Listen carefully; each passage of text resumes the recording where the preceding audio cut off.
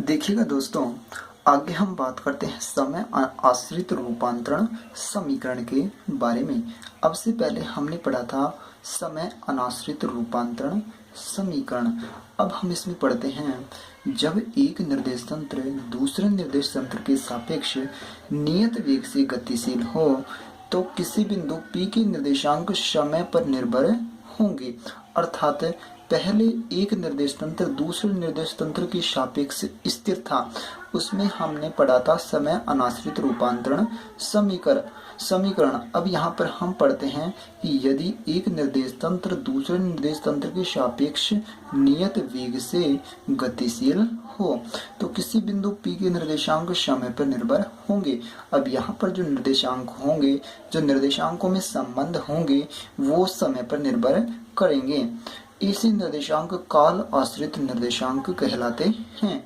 S व S' में संबंध काल आश्रित रूपांतरण समीकरण को व्यक्त करते हैं।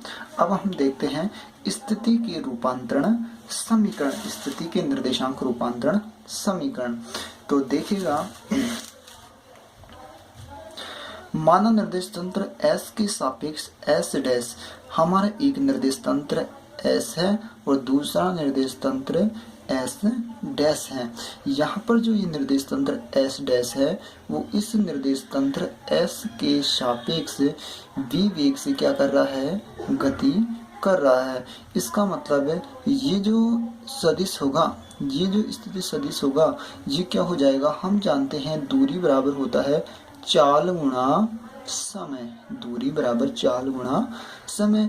इसलिए ये जो O' जो सदिश आएगा OO', ये किसके बराबर आ जाएगा, ये एक क्या होगी, दूरी होगी, और ये किसके बराबर होगी, चाल। यहाँ पर चाल क्या है, देखिएगा यहाँ पर जो ये निर्देश तंत्र S' है वो इस निर्देश तंत्र S के सापेक्ष नियत वेग v से क्या कर रहा है, गति कर रहा है। इसका मतलब है चाल क्या हो जाएगी v, और समय क्या हो जाएगा, हम मान लेंगे कि इसको हम समय क्या मान लेंगे, यहाँ पर t है। इसका मतलब है OO' बराबर क्या हो जाएगा, vt हो जाएगा।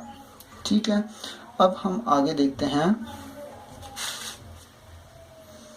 माना निर्देश तंत्र S के सापेक्ष S' v वेग से गतिशील है किसी समय t पर बिंदु P के निर्देशांक।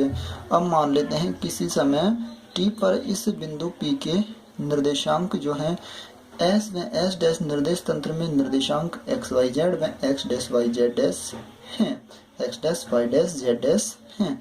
देखिएगा बिंदु P की निर्देशांक इस निर्देश तंत्र में S में क्या होंगे, XYZ होंगे। इस बिंदु P के निर्देशांक निर्देश तंत्र S' में X', Y', Z' हैं, ये हम मान लेते हैं। t समय पर O के सापेक्ष O' का स्थिति सदिश। अब t समय पर मैंने आपको कहा कि मान लेते हैं कि t समय पर यहाँ जो O बिंदु है ये निर्देश तंत्र मान लेते हैं किस समय पर है, यहाँ पर t समय पर O के सापेक्ष O' का स्थिति सदिश क्या होगा, v वेक्टर t होगा, v वेक्टर t होगा। यहाँ पर O' के सापेक्ष इस O का स्थिति सदिश t समय पर मान लेते हैं, t समय पर ये निर्देश तंत्र यहाँ पर है, O' पर है। ये जो निर्देश तंत्र S' है वो t समय पर कहाँ पर है, इसका मूल बिंदु O' पर है, और ये किस वेग से गति कर रहा है, v वेग से गति कर रहा है। तब हम ये स्थिति सदिश O' क्या मान लेंगे, चाल गुणा समय vt के बराबर होगा।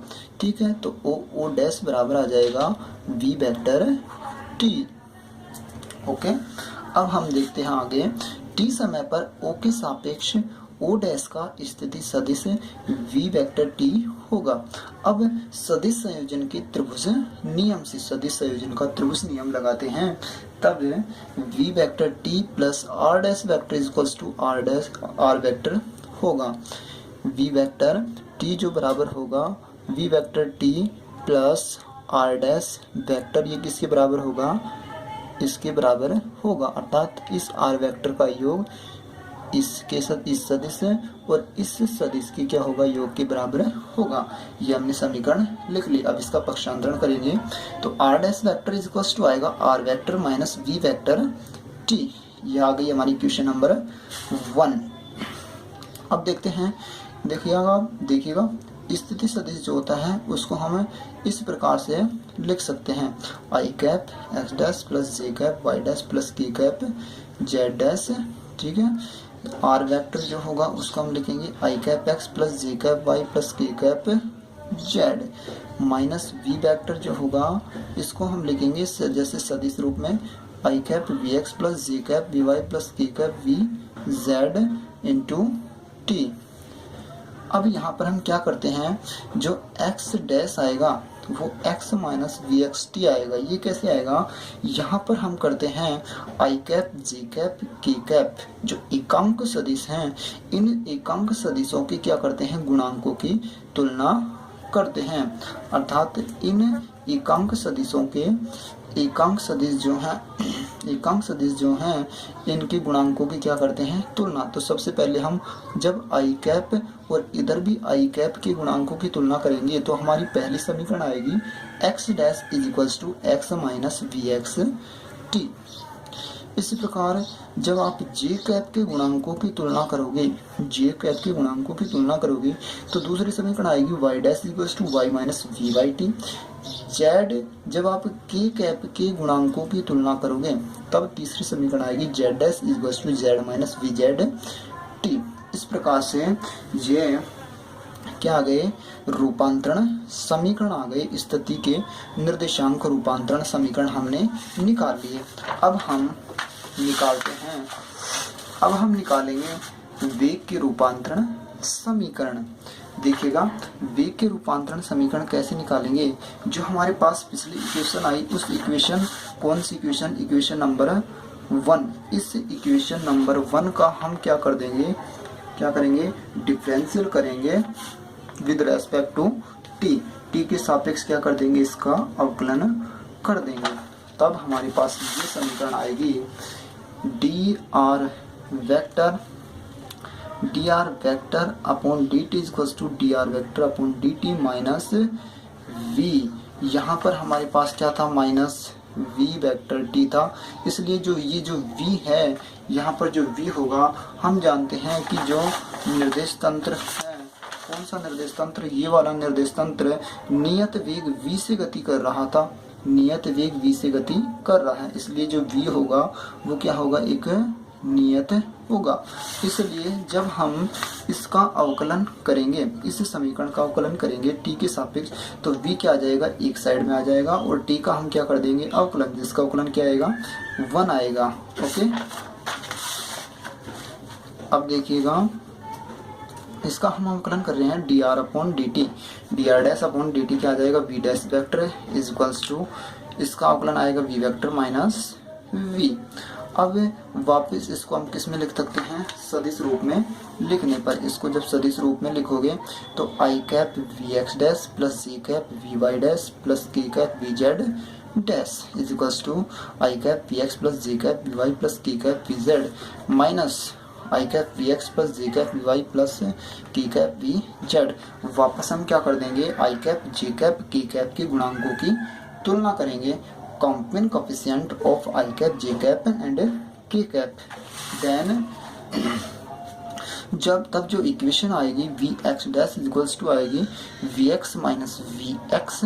देखिएगा पहले आई कैप के गुणांकों की जब तुलना करेंगे तब इक्वेशन जो आएगी वो आएगी V X dash equals to V X minus V X, V Y dash equals to ये जो small V Y minus V Y, V Z dash is equals to small V Z minus V Z.